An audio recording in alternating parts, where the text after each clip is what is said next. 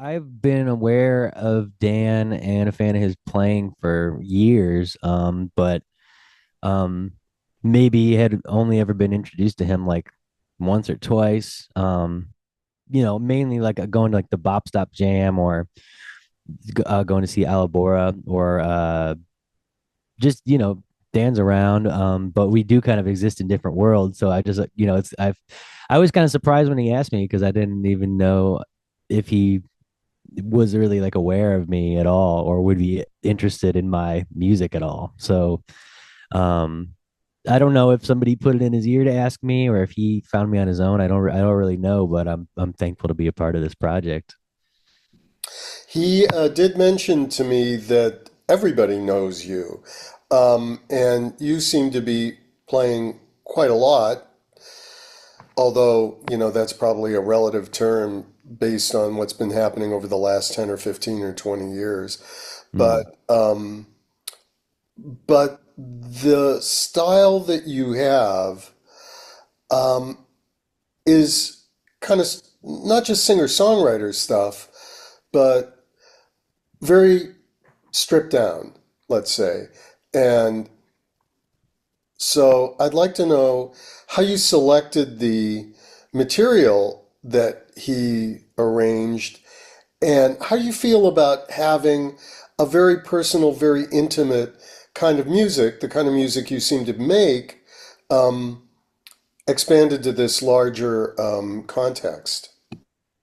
Um well, yeah, I mean I basically sent Dan a bunch of songs and then he picked the songs and that to arrange and to me um most of my songs are melody based, so they really will work in any format.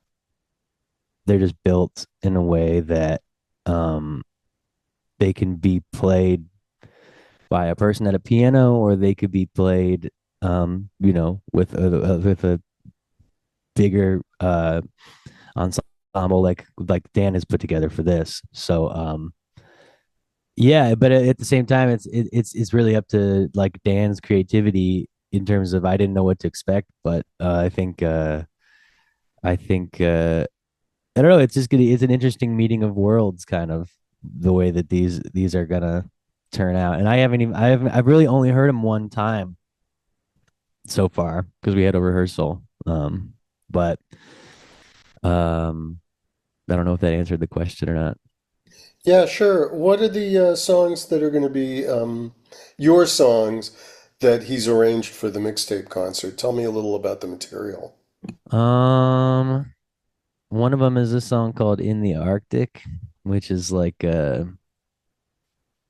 think I wrote it during COVID. I wrote a bunch of I was doing this thing where I was releasing two songs a month, like self-produced during the lockdown time. And that was one of those.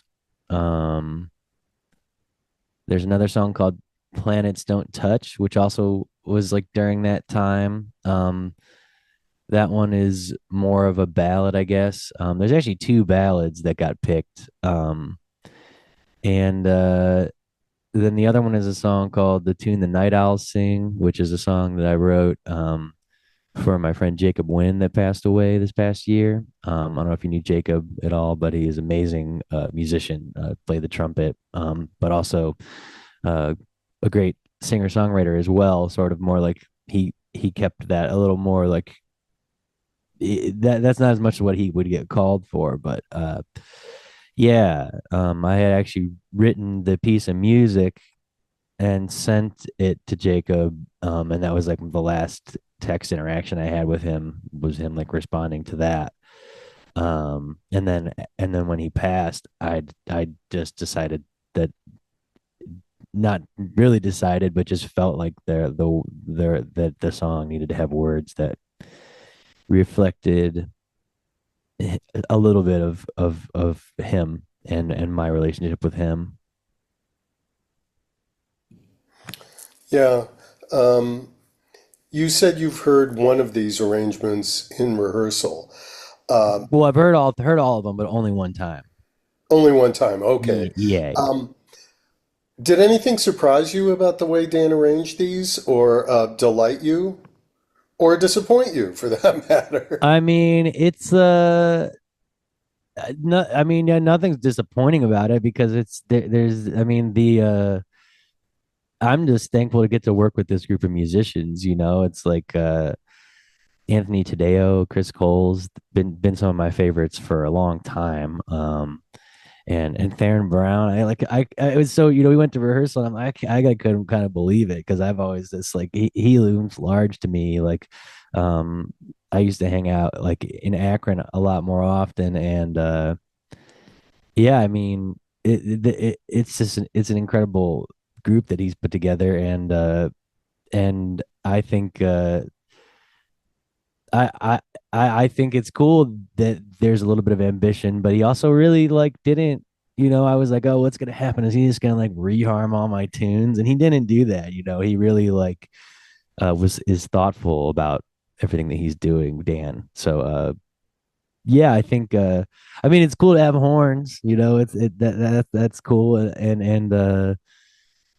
and just see what's going to happen, and listen to these amazing guys get to play on some stuff that I made up is pretty cool, and it's an honor as well.